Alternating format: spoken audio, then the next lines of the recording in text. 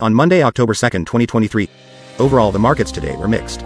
The Dow Jones was down almost 75 points, minus 0.22%, to finish the day at 33,433.35. The NASDAQ was up almost 89 points, 0.67%, to finish the day at 13,307.77. The S&P 500 was up almost 1 point, 0.01%, to finish the day at 4,288.39. Dow slides to begin October even as Congress staves off government shutdown. Expect a downward bias in the markets for the next 24 hours. Expect a risk-off environment the next 24 hours where the Australian dollar will have a strong bias to the downside and the United States dollar will have a strong upwards bias.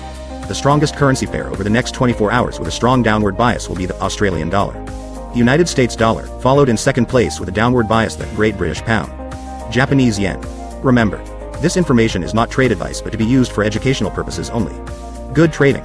As always, do not forget to like and subscribe to our channel, All Things Money, to see more content like this.